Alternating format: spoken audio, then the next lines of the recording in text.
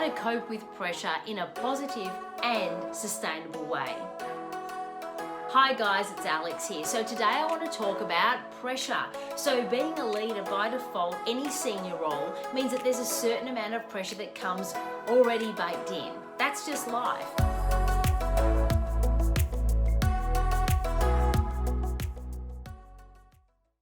And the great leaders that you see are the ones that are seemingly effortlessly dealing with that pressure without really batting an eyelid. So let's look into what causes us to feel stressed and why pressure can be very positive or have a negative impact. So the first thing that's going on here is that, of course, there's two types of pressure in this scenario. One is the internal pressure that we put on ourselves. I need to do more. Am I doing enough? Am I smart enough? I need to have this answer. I'm the boss. I shouldn't be reacting to stress like this. That's not my role. That kind of dialogue. The second form of pressure is, of course, external pressure. So this is, gosh, this deadline is actually unachievable. We don't have enough resources. There are too many competing priorities. These expectations are unrealistic, etc., etc. Now, having those two things there, you can actually start to identify them, and then, of course, as soon as you can identify something, you can start to actually plan for ways around it, through it, and that's where you start to cope and feel calmer under pressure. Now, I know for a fact I've had lots of high pressure roles, and I learned very early on that I had to learn how to actually have resilience and energy and perspective so that I didn't crack under pressure myself. And these are my best tips for how to do that for yourself. So the first thing I would say is really do some self-reflection on what triggers a stress response for you. Now, in other episodes, we talk about self-reflection, we talk about self-awareness, so I highly encourage you to watch those because, of course, it's all interrelated.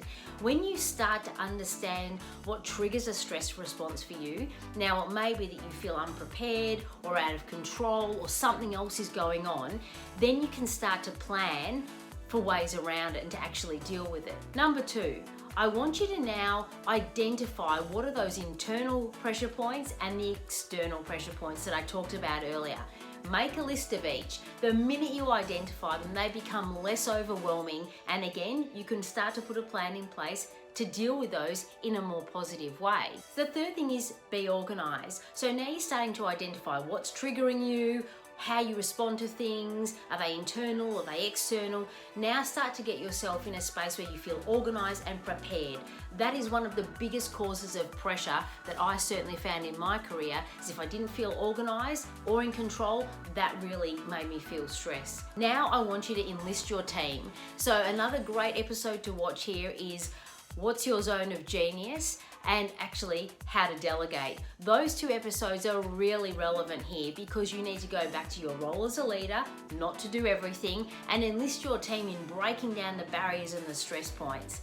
And the final thing is you need to look after yourself. Look after your energy, your fitness, time out for yourself. Watch the episode on personal resilience for more on this one. So if you do all those things, yes, you'll still have pressure, but you'll be in a far better place to cope with them and actually thrive with the pressure, make great decisions, and be a great and effective leader. Thanks for watching Trampoline on YouTube, and if you enjoyed this, don't forget to subscribe to the channel. For great daily content and leadership insights, as well as a proven plan that will yield exponential results, be sure to download the High Performance Leadership app.